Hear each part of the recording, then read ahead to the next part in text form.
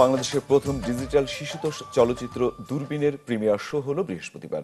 রাজধানীর star সিনেপ্লেক্সে premier শোর উদ্বোধন করেন বাংলাদেশ ডিজিটাল ফিল্ম সোসাইটির সভাপতি চিত্রনায়ক ইলিয়াস কাঞ্চন। মাকসুদুন নবীর রিপোর্ট। শিশু বয়সের ভাবনা, দুরন্তপনা, অজানাকে জানার ইচ্ছা আর দেশপ্রেম, এসব নিয়েই শিশুতোষ চলচ্চিত্র দূরবীন।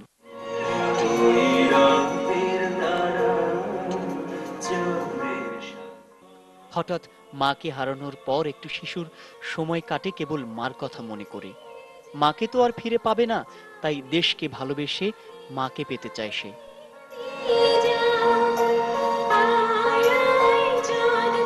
দূরবীন সিনেমাটি আমার খুবই ভালো লেগেছে। আমরা আশা করি বাংলাদেশে আরো এরকম সিনেমা হবে, যাতে আমরা সবাই মিলে সিনেমা হলে এসে এরকম ছোটদের ছবি দেখতে পারি। ছোটদের তার মা এবং দেশের প্রতি যে অকৃত্রিম ভালোবাসা, সেটা এই ছবিতে ফুটে উঠেছে।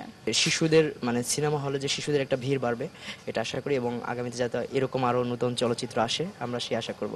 এ ধরনের শিশুতোষ চলচ্চিত্র শিশুদের মানসিক বিকাশে যথেষ্ট ভূমিকা রাখবে। ছবি দেখতে এসে এমন অনুভূতি ব্যক্ত করলেন চিত্রনায়ক ইলিয়াস কাঞ্চন। আসলে আমাদের দেশে বাচ্চাদের নিয়ে চলচ্চিত্র কিন্তু সেরকম হয়নি, কিন্তু পৃথিবীর সব দেশেই কিন্তু এটা হয়। তো আমার মনে হয় যে আজকের যে প্রয়াসটি, এটি যদি আমরা সাকসেস করতে পারি, তাহলে আমার মনে হয় যে অদূর ভবিষ্যতে বাচ্চাদের নিয়ে এরকম কাজ আরো হবে। শিশুদের জোর করে কোনো কিছু চাপিয়ে দেওয়া যায় না, বরং সুযোগ পেলে তারা ভালো কিছু করতে পারে। এই বিষয়টি ফুটে উঠেছে ছবিটিতে। মাকসুদুন নবী, বৈশাখী নিউজ।